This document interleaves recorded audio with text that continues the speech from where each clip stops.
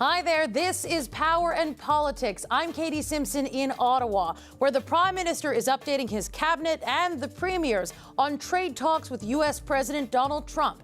And there is a fresh push for Canada to hit back harder. When you sit around at a family dinner table, you discuss all sorts of ideas. I still stand by what I say, dollar for dollar, tariff for tariff. But retaliation may not be on the table. Canada may even look to remove some existing countermeasures. Is standing up for Canada the right strategy? Always. How you do that? Well, that evolves over time.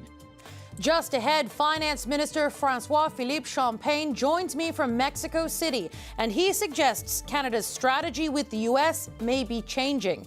Plus, Prime Minister Carney suggested he's willing to drop retaliatory tariffs. Well, it's another broken promise by Mark Carney. He promised elbows up, but now he's doing elbows down. Conservative leader Pierre Poilievre slams Carney's response to Trump, accusing him of making too many concessions. The Power Panel is here for that debate. Power and Politics starts right now.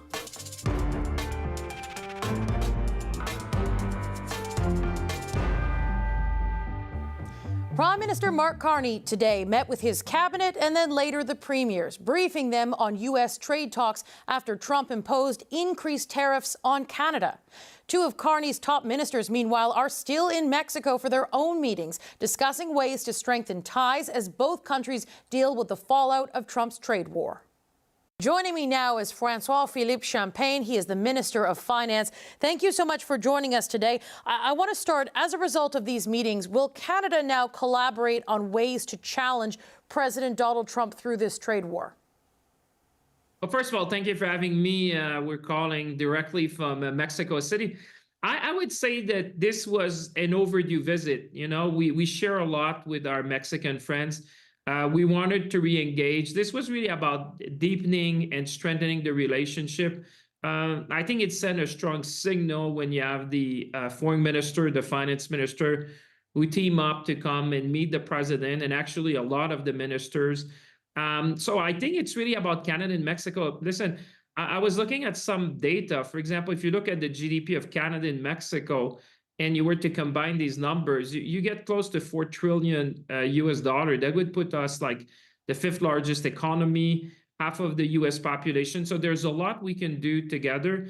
And I think it was the right time for us to re-engage with our Mexican friend. And you know what? We share what is happening on trade, but also there's a lot of things that we are exploring together on energy security, on infrastructure, on critical minerals. So it's about trade, but it's also in line with what the Prime Minister has said about diversification of our markets. And I think our Mexican friends are welcoming this visit very much. Okay, you describe it as an overview visit at this point, but in the past, Mexico and Canada have had some very big challenges when it comes to the trading relationship.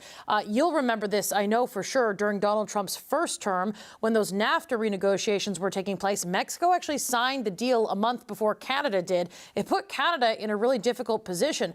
And then since Donald Trump was reelected, we've seen some premiers and some prominent figures say, listen, Canada should just forget Mexico, go it alone, and focus on a bilateral agreement with the United States. Have those tensions at all played any factor in your conversations while you've been in Mexico? Well, like I said, it's the right time to re-engage. We know that the USMCA, CUSMA, as we call it, in Canada, has provided significant benefits for both the United States, Canada, and Mexico. You know, that has made us more competitive as a trading bloc. You have to see that if you take the trading bloc as Canada, U.S., and Mexico, that's the second largest trading bloc in the world. So that's very significant.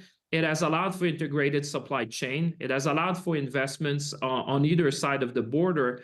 And when you look at this agreement, which binds us together, one thing I would say to you, Katie, being here in Mexico City, one thing I've realized is that from the Canadian perspective, we've been focusing a lot on trade with the United States, which is somehow natural because of proximity, the depth of the market, and the integrated supply chain.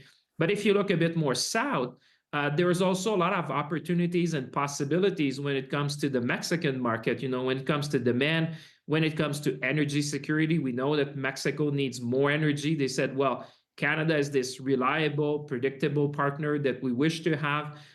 Same thing on critical minerals. They also have an auto industry. They said, well, Canada could be, for example, a partner of choice when it comes to critical minerals. They need to build a lot of infrastructure and ports. They said, well, you have too. So there's a lot of commonality. And I think it's just the fact that what I would say, Katie, we probably have paid less attention that we should when it comes to exploring the Mexican market. And that's what we're doing really here, is really expanding the relationship, deepening these relationships, looking at opportunities on both sides. And I think it's very welcome. The Mexican government has been very kind to really make sure that we meet all the key players here in Mexico. And I think that's going to be to the benefit of Canadian industries and Canadian workers. Canada and Mexico have taken very different approaches when it comes to dealing with Donald Trump in his second term here. Mexico did not retaliate when there was tariffs introduced on Mexico. Canada did retaliate, and we know that Mexico was given an extension to negotiate. Canada was not. I'm wondering, in hindsight, when you look at how Donald Trump has reacted to that, do you think, in hindsight, it was a mistake for Canada to put retaliatory tariffs on U.S. goods? Well, I would say it's always good to stand up for Canada. That was the right strategy then. It's the right strategy today. We stand up for workers, for industry, and I think it was noticed, like you said, the position of Canada. I'm not only in touch with our Mexican friends, but I'm in touch with our G7 partners. And, when you're in Canada, we have a unique relationship with the United States of America. So you can't really compare what's going on, but we can learn from each other. First and foremost, because Canada buys more from the United States than China, Japan, the UK, and France combined. We're the second largest investor in the United States after Japan. We have these integrated supply chain when it comes to steel, aluminum, the auto sector, forestry. So we are in a unique position. And then when you are in that unique position, you need to take time to do the right deal for Canada. There is no point of rushing. There is no point of being there and compromising when you need to explore all opportunities that we have to deal with our American colleagues. And that's why I say, when I compare the position of Canada today with a lot of our partners around the world, I think the Prime Minister yesterday was clear when he said about 85% of goods are crossing the border to the United States under the CUSMA agreement that we have, tariff-free. So that's a position that I would say we have achieved by standing up, and I think Canadians are really with us on that, Katie. I would say, when I see people in the industry, they say, listen, you need to stand up. You need to be strong. You need to be constructive. You need to be at the table. You need to negotiate, obviously, but don't rush. Make sure you get the best deal for Canada, our workers, and our industry. And I think our trading partners around the world recognize that when you look at the facts, you realize that the Canadian position, although we have sectors which are really affected. You think about forestry, you think about our steel workers, the aluminum sector, the auto sector. There's a lot of concern. There's a lot of uncertainty.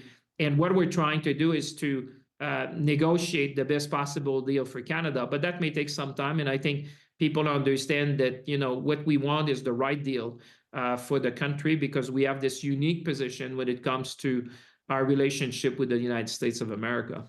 And that's a thing here. I think it's a nuanced question. I don't think that this is, I think that in this moment in Canada, we've seen among the population that there is support for Canada to stand up to the United States.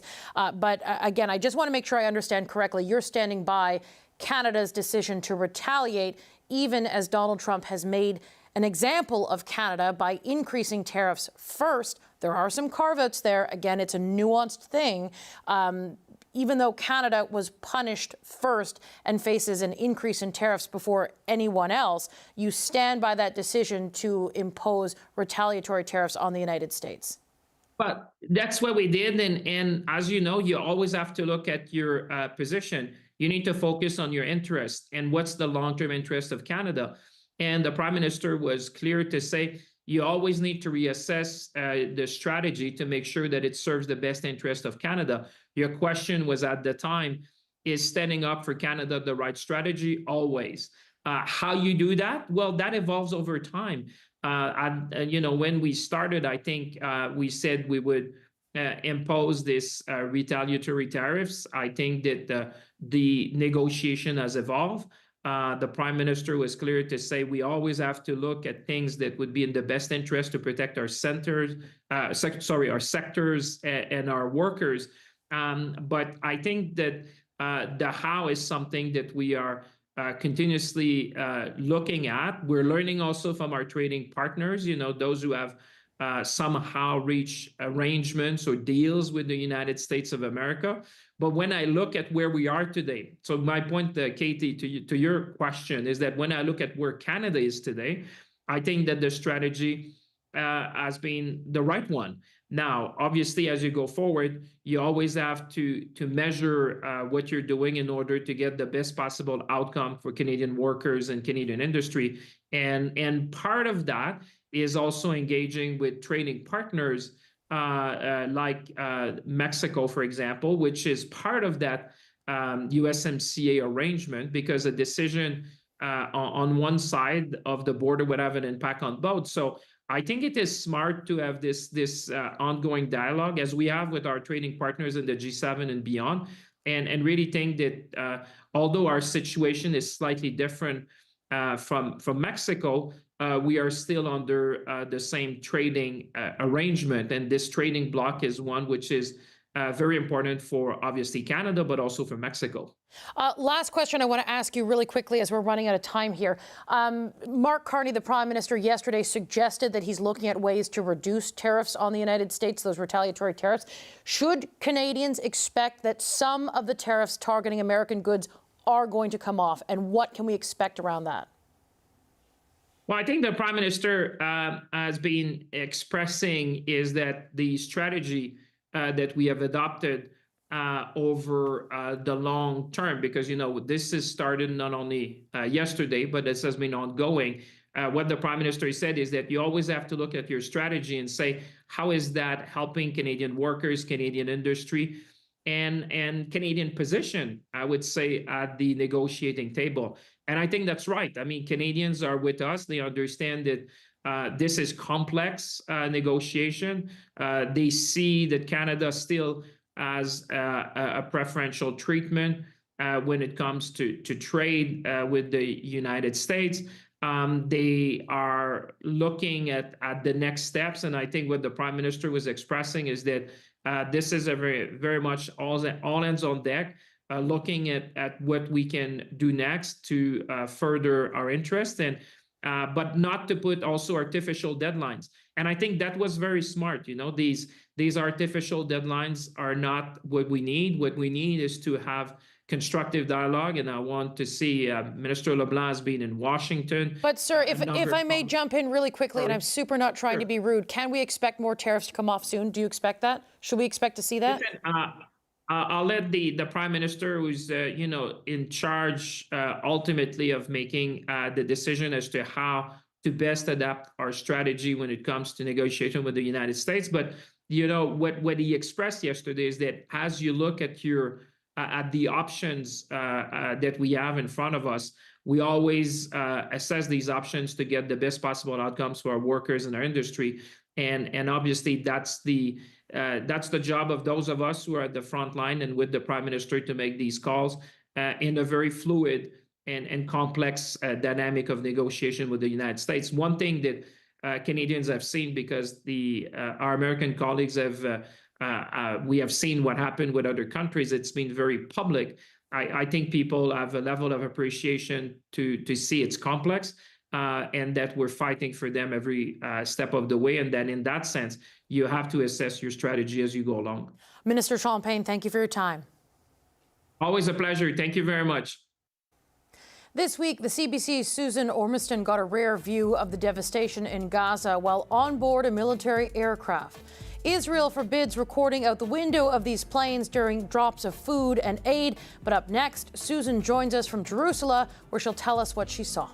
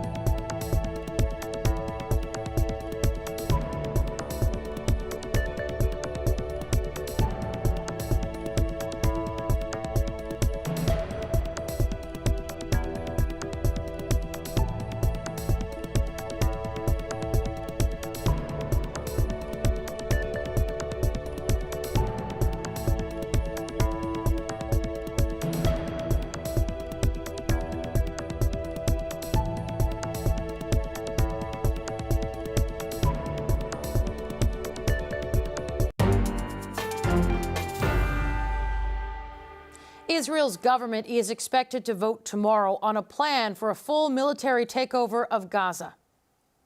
The United Nations has called the plan deeply alarming and says it could put Palestinians and the hostages still held by Hamas in further danger.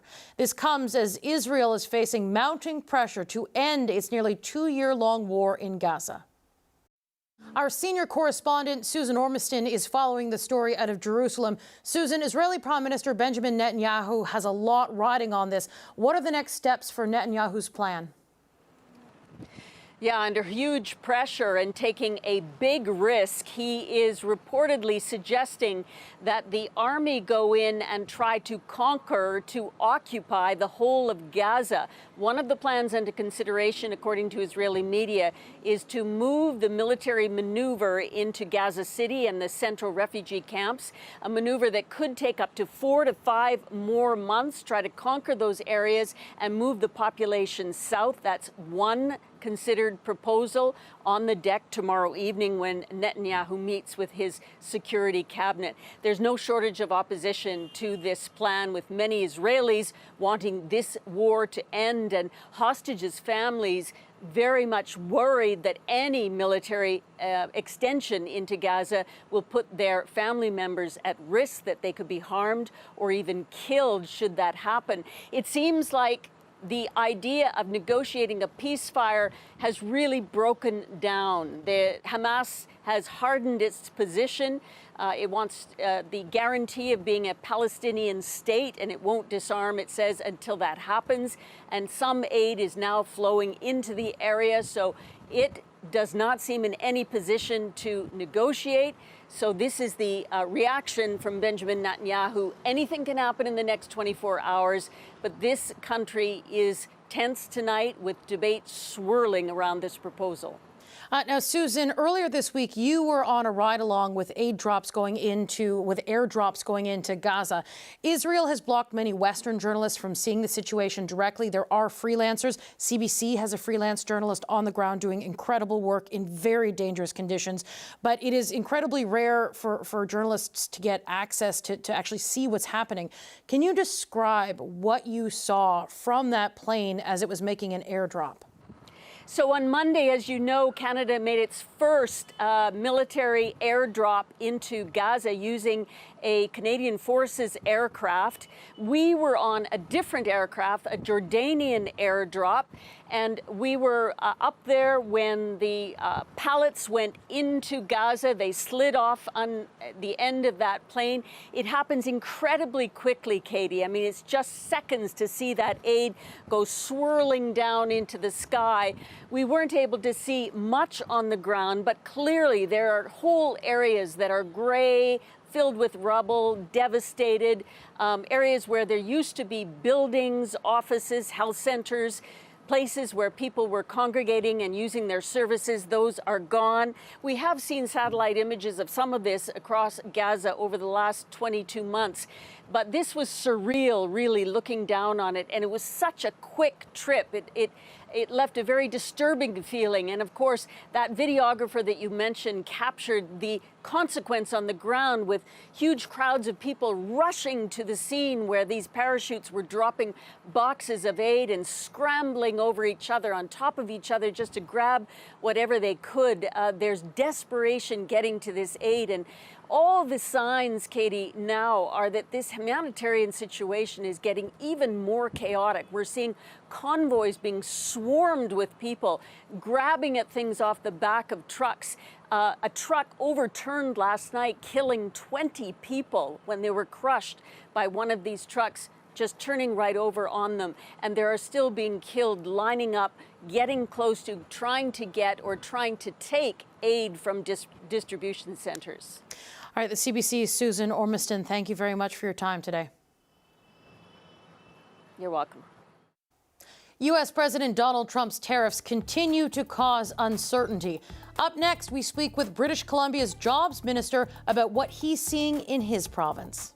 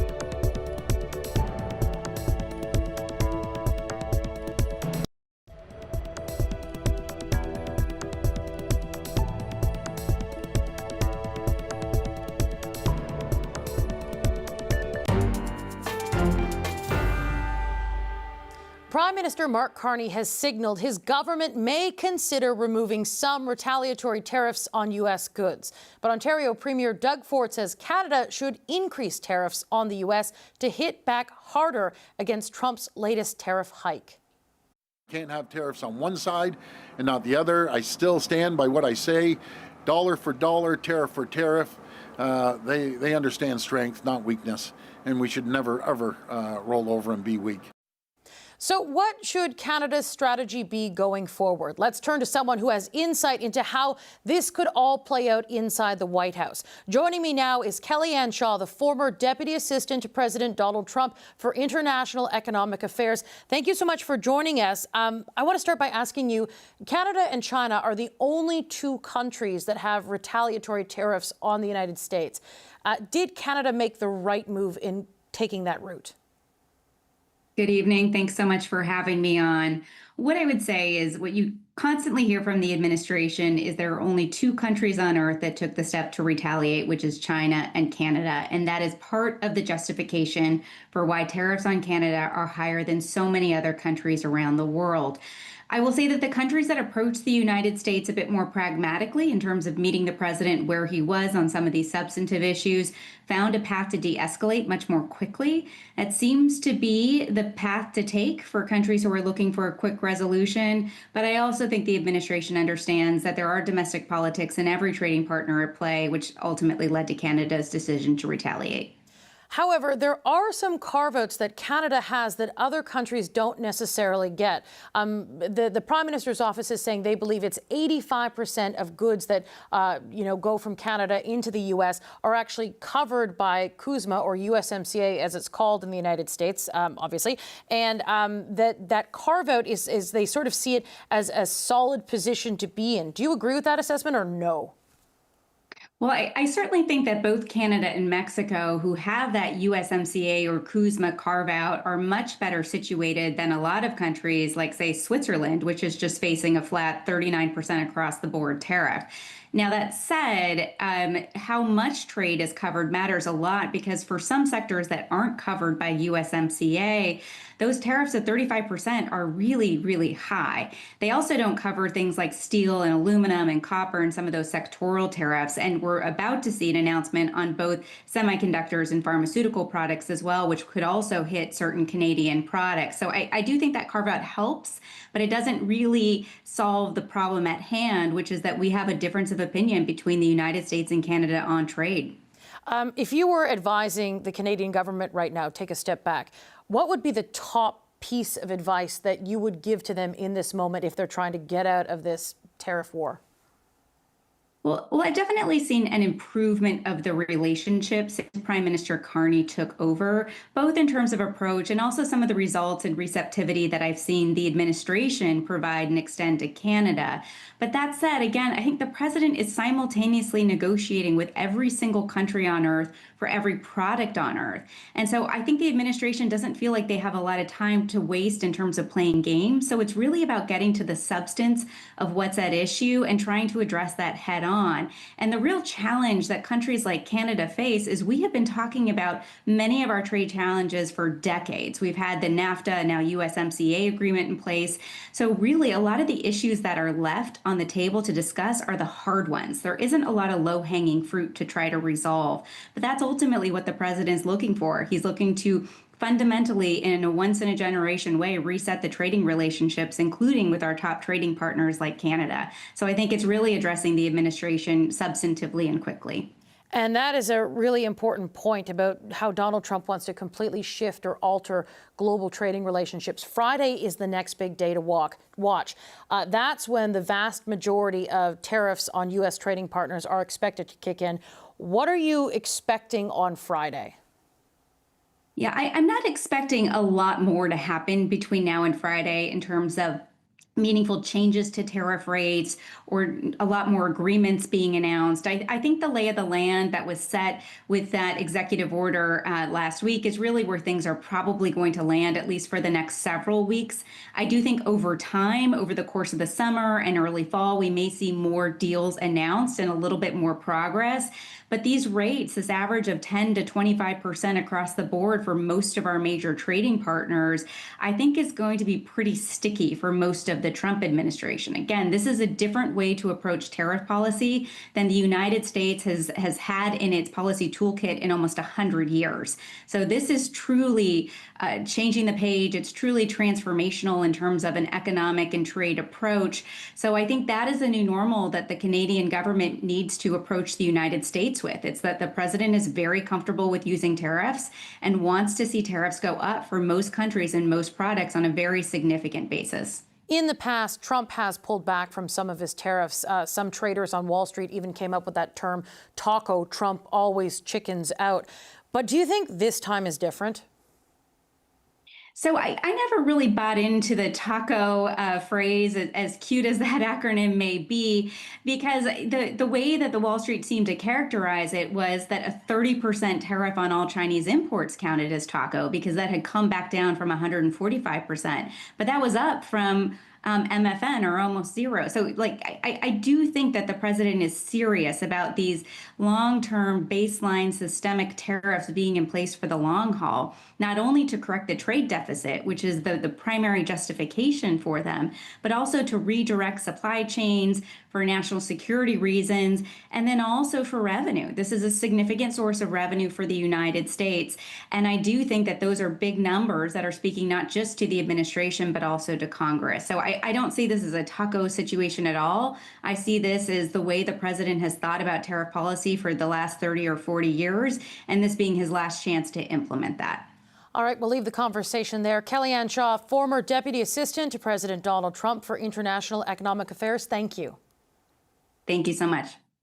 All right, let's get some reaction now from this side of the border. Ravi Kahlon is British Columbia's Jobs Minister. He leads the Provincial War Room on U.S. tariffs. Thank you very much for joining us today, Minister. Are you hearing anything yet about what's come out of the Canada-U.S. update the Prime Minister gave the premiers today?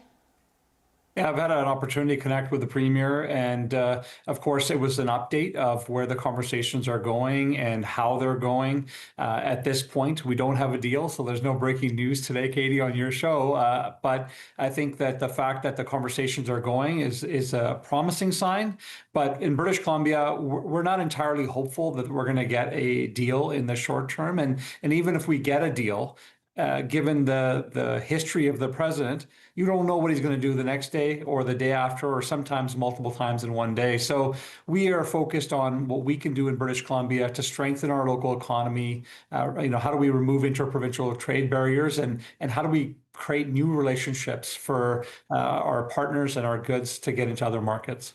I get that there's no breakthrough just yet, no breaking news in this moment, but did you get any sort of new information from the Premier about how things are going, or has there been a shift or a change in tone in those talks?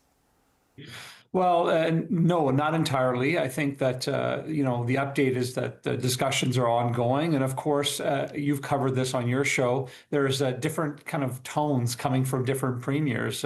Some want stronger measures. Some are saying, hey, let's not do anything. And in Premier Eby's view is, let's do what we need to do to take care of our own backyard, strengthen our local economies, make sure that we're strong in the sense that we have some power to be able to negotiate, and that comes from doing the work at home. But at the same time, we're giving the federal government some space to actually negotiate and have those conversations at the table, because we want a deal, but we want a good deal. We don't want to just be accepting whatever comes across the table. And in order to do that, they need some space. You sort of mentioned this, but different premiers have different attitudes and ideas about how the next phase of this trade dispute should go. And you sort of alluded to where British Columbia sits in this moment. I'm very curious to see what you think about what Prime Minister Mark Carney said yesterday. He suggested that Canada may consider lifting some tariffs, some of those retaliatory tariffs Canada has imposed on the United States. What do you think about that? Well, it depends on where the conversations are and what exactly, what measures they're considering to lift. At this point, we haven't been involved in those conversations, but that will be an important piece to discuss.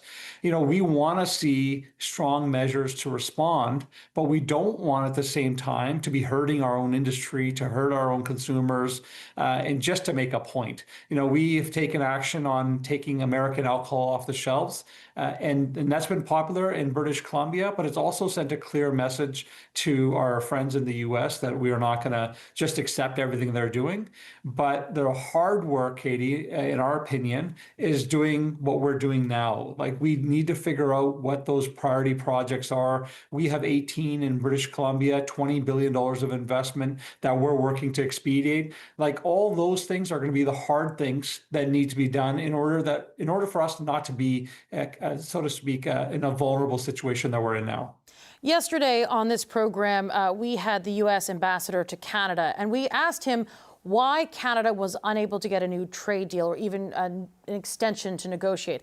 I want to play for you what he said and then talk to you after it. Have a listen. I think it's because of the feeling in the room or the energy in the room when the negotiators are talking to each other. I'm not in the room, okay? So I can't tell you specifically why Canada got hit with those tariffs and Mexico did not. When you listen to that, that is Donald Trump's voice in Canada. And he sort of offered up a suggestion as to why he thinks Canada did not get a deal, and then sort of, admitted that he's not in the room, he's not quite sure. When you look at that, what is it to suggest to you about the sort of organization of the American side of these negotiations? Well, when you hear that, it just screams uncertainty. It screams that not everybody on their side even understands the plan, and a lot of the plans are in the head of the president, and that's what makes this whole situation challenging. Is that even when you have discussions with folks on the U.S. side, they really don't know why things are happening and when they're happening, and whether they'll continue to happen, and that's the uncertainty that we're trying to navigate here in British Columbia. It makes it really difficult for not only for us, for our businesses, for our workers, but it makes it challenging for those that are at the table to negotiate, and that's why we keep re-emphasizing from British Columbia's perspective. Let's do the work at home. Let's let the discussions happen. Let's have the discussions at the table. Let the team do their work, but let's get those trade barriers taken care of. Let's get these investments rolling in our communities. Those are things we can control as a province. We can't control what President Trump thinks from one time or another. I will say I'm not as hopeful as maybe some of my counterparts across the country, because it's clear, and your guest that was on previously highlighted, this for them, for the U.S., is a way of having a sales tax on their people. They're using this as a tool to gain revenue without having to tell their people that they're putting a tax on them. And that means that some form of tariffs will be with us for at least this entire term of the president's Trump, but also maybe going forward as well. All right, we'll leave the conversation there for now. Thank you, Ravi Kahlon, the Minister in British Columbia of Jobs. Thank you so much. With the deadline for a new deal passed, Canadian officials continue to work toward an agreement with the United States. Well, I think we're all on the same page, but everyone wants to protect their sector. Alberta wants to protect their oil sector. I want to protect the auto and the steel sector. Quebec wants to protect their aluminum sector. But if that's fine if everyone has their differences. But I'll tell you, like 98% of the stuff we all agree on, that we have to get moving. The Power Panel will join us to discuss Canada's strategy for U.S. trade negotiations, and that is next.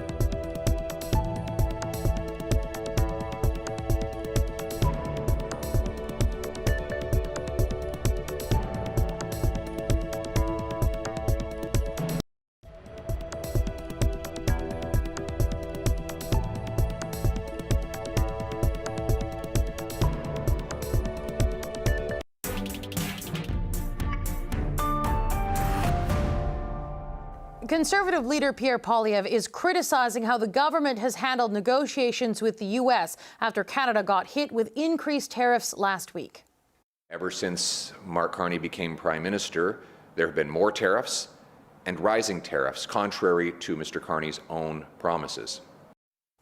But there are signs Canada's strategy may be shifting. Prime Minister Mark Carney has suggested he may remove some of Canada's tariffs on the U.S. Here's what the finance minister told me about that earlier in the show. Always have to look at your position. You need to focus on your interest and what's the long-term interest of Canada. And the Prime Minister was clear to say you always need to reassess the strategy to make sure that it serves the best interest of Canada. Okay, to sort this all out, we are going to now bring in the power panel, which is always so much fun. Amanda Alvaro is a former Liberal Party communications strategist and co-host of Beyond the Ballot podcast. Jordan Likeness is a former NDP strategist, and in our Ottawa studio, Tim Powers. He has worked as a conservative strategist for conservative parties. I'm going to let's start with Amanda, because you're not in set, and it's less fun for you, because we're all having fun here in set. What do you make of Minister Champagne's comments and sort of how in this moment it's possibly a moment for Canada to re-examine how it's going to move forward in response to the United States?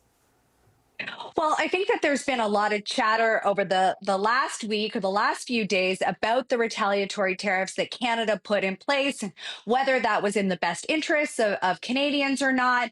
And I think actually the proof is in the pudding right now, because without those retaliatory tariffs, you wouldn't have anything to negotiate with. It was in the economic interests of the country. It was to send a signal that any unfair trade actions wouldn't go unanswered. And that was in the best interests of our industries and of our citizens, obviously. But there's a lot of back and forth about whether or not that was the right strategy. I also think that we have to remember that those tariffs, the retaliatory tariffs, came in play at a time when there was this backdrop of Trump and his rhetoric around Canada being the 51st state. And so Canada had to come in a position of strength, couldn't be seen as being a weak player at the table. There was a critically important thing, not just to say to the U.S. audience, but the global audience and our domestic audience, that we wouldn't be bullied into accepting unfair trade terms. And that's really been the through line from the Carney government. Negotiating the best interests of Canadians, not accepting an unfair deal. And I think that that's what we've continued to hear from them since the beginning of these negotiations. Yeah, in the time since it was Prime Minister Justin Trudeau when the first retaliation was actually announced, in the time since then, things have really adjusted. At first, it was just Canada and it was just Canada, China, and Mexico that were targeted. The tariff agenda has expanded to include most of America's trading partners. But Tim, I'm curious. Canada has made a number of concessions. It dropped the DST. Some tariffs have been removed, and we've seen Canada being willing to sort of play ball with Trump when it comes to things like improving border security, possibly investing in a golden dome, all those kinds of things. What do you make of this strategy in this moment? And is this an inflection point, a time to sort of change? Well, you caused an inflection point for me then. When you said Justin Trudeau, I don't know, firework went off in my head, but I promise I won't sing it. I hear you roar, girl. Well, we'll save the night or something like that. Doesn't it go like that? That's about the extent of it. I need my son to finish the rest of the song. So back to the real inflection point, Katie. This Katie, not the Perry. I know I'm lost now. All right, what was your question? No, all right, your point. Trade. Look, I think we need, this is an older reference, and I wasn't alive at the time, but you remember the Enigma machine? It was the coding device that broke all the codes in the Second World War. I think we need a version of that now to figure out what's a concession, what isn't a concession, what are we to take from Champlain, what are we to take from Champagne, from Pierre Poilievre and the like, because there's a lot of coded messaging going out there. Clearly there is something happening. Dominic LeBlanc said as much. Pete Hoekstra, the American ambassador, has said as much. You know that. You've been down there. You've been covering it effectively. So it's really hard right now to say, oh, we gave up the DST and we're getting the crap kicked out of us.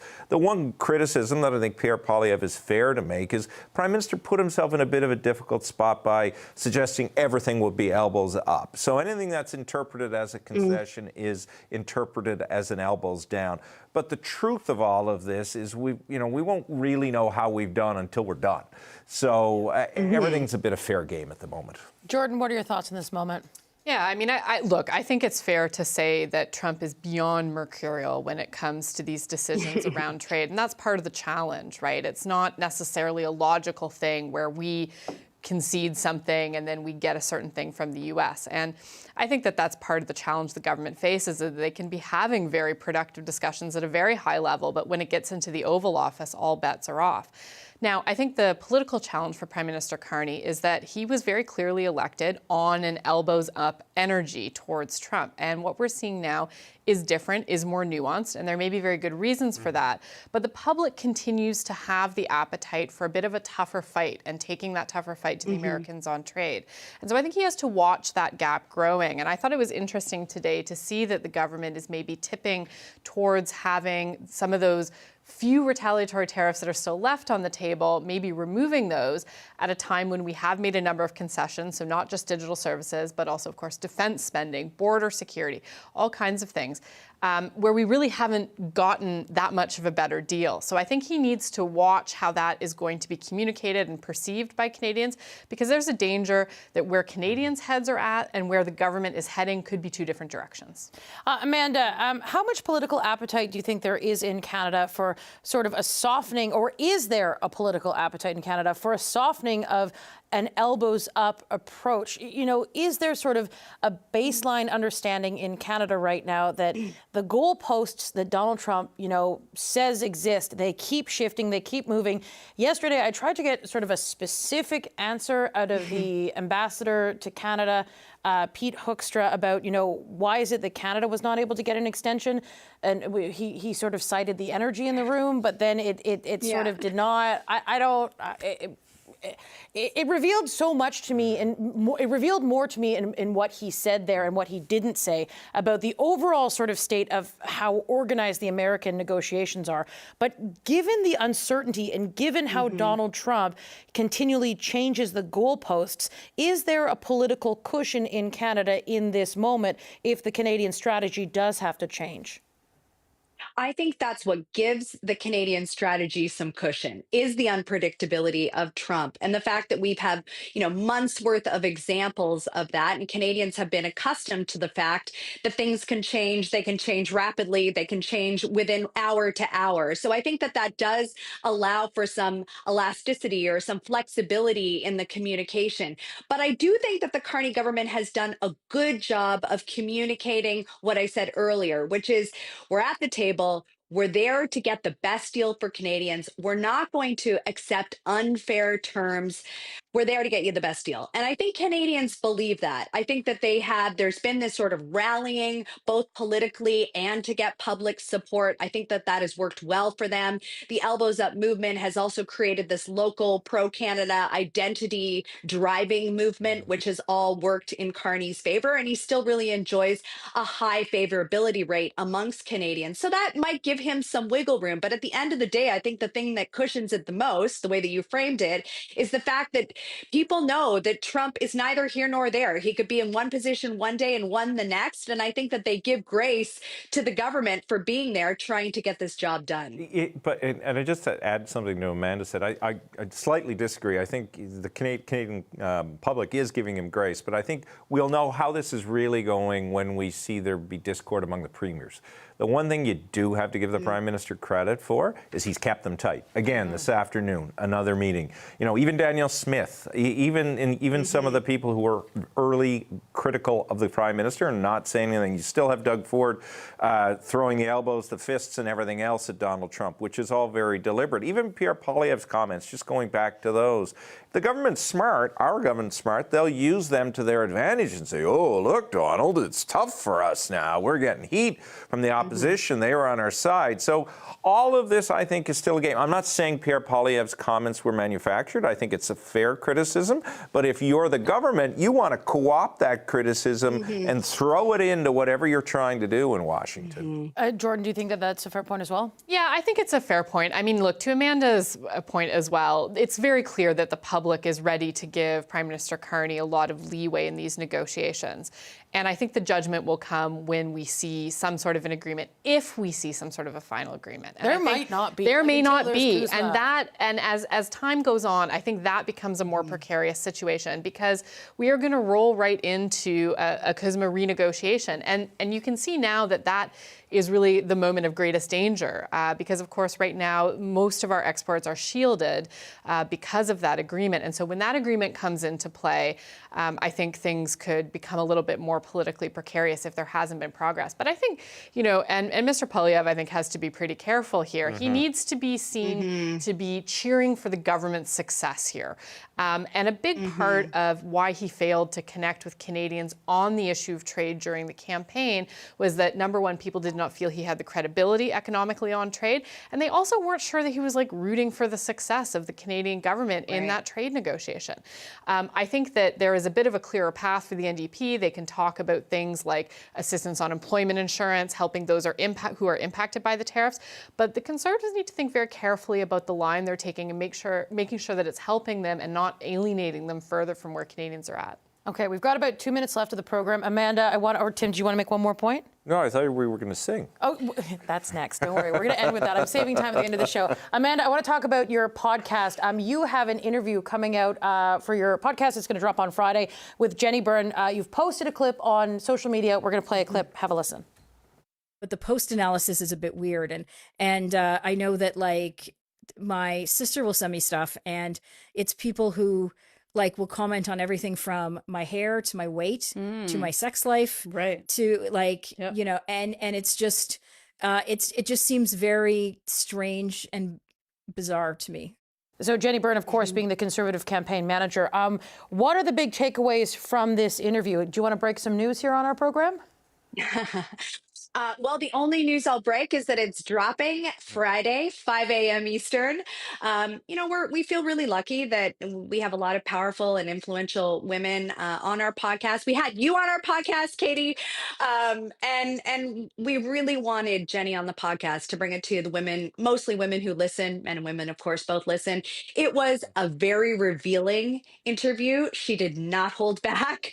She talked a lot about the campaign. She talked about the things that she would do over, and she may have dropped a little bit of news, but you're going to have to wait till Friday to find out what that is. Can you give us any sort of hint as to sort of what was the most revealing part? As we try. I think that she was really vulnerable in this interview, and you saw it in that clip.